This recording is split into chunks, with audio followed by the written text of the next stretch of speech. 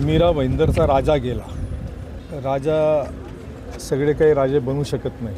राजा हा जन्माला येतो, जो लोकांच्या मनात राहतो, जो सर्व धर्म समभाव म्हणून जो जगला या शहरामध्ये. आमचा तर घराण्याचा संबंध होता. त्यांच्या वडिलांपासून माझे वडील जॉन मेंडोन्सा आणि नजर हुसेन अशी मुकरीची जोडी या जिल्ह्यामध्ये नामवंत होती. मी त्यांना ग्रामपंचायतचा सरपंच म्हणून बघितलं होतं. त्यांच्या घरी आम्ही जायचं, माझ्या वडिलांसोबत जायचं. मेंडोन्सा त्यांचे वडील असायचे. त्या काळात मी त्यांना बघितलं, मी लहान असताना. आणि मग 90 साली 91 साली मला नगरसेवक म्हणून त्यांच्याबरोबर ते नगराध्यक्ष असताना काम करायची संधी भेटली. त्यांच्याकडनं मी राजकारण शिकलो, हे नाकारता येत नाही.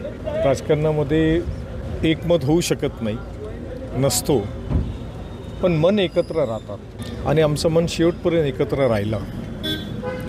माझे आईवडील माझ्यापेक्षा त्यांना जास्त मानायचे, मोठा चिरंजीव म्हणून, आणि नेहमी मला शिकवून द्यायची, मला डाटायचं. आपण जे म्हणतो ना की तू गिबूबरोबर कशाला तू भांडतो म्हणून. आता 1.5 महिन्यामागे सुद्धा माझी प्रकृती खूप खराब होती. त्यांना कळलं, मला फ़ोन केलं. मला म्हणलं मुझे भाई तबीयत ख़राब है, मैं देखने आता हूँ, मेरी भी तबीयत ख़राब है, मम्मी को देखने को आता हूँ. माझे वडील 5 वर्ष आजारी होते, बेड रिडन होते. ते मुंबईला जायचे, ठाण्याला जायचे. येताना माझ्या घराच्या समोरून जायचं, वडिलांना भेटायचं, वडिलांच्या पायापाशी बसायचं, इतकं प्रेम होतं. आणि मागच्या वर्षी माझे वडील गेले. मी गिबू शेठनं कधी अंत्यविधीला जाताना बघितलं नाही. कधी एवढं वर्ष मी त्यांना बघितलं कधीच नाही. ते खूप क्वचितच, माझ्या तर लक्षातच नाही. पण माझ्या वडिलांच्या अंत्यविधीला ते येऊन 2 वेळा आले, पायापाशी बसले आणि धाड धाड रडले.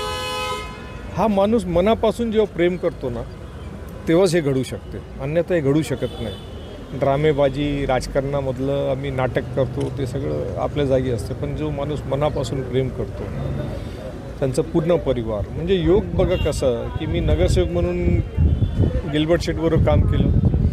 त्यांच्या मिसेस महापौर झाली, मी उपमहापौर झालो. त्यांची मुलगी महापौर झाली, माझी आई उपमहापौर झाली. आणि आम्ही लोकांनी या शहराची आज जे काही विकास दिसते त्याची पायाभरणीचं काम केलं. गिल्बर्ट शेठचं सिंहाचा वाटा कुणीही नाकारू शकत नाही, कारण नगराध्यक्ष होते, आमदार होते. त्यांची जागा कुणी घेऊ शकत नाही. जसं मी म्हटलं, राजाची जागा कुणी घेऊ शकत नाही. जो लोकांच्या मनावर राज करतो ती जागा कुणी हिसकावून घेऊ शकत नाही. लोक आमदार होतील या शहरामध्ये, महापौर होतील, मंत्री होतील, बरंच काही पदावरती जातील, पण गिल्बर्ट शेठ हा राजा होता आणि तो राजा राहील. ही श्रद्धांजली माझी त्यांना.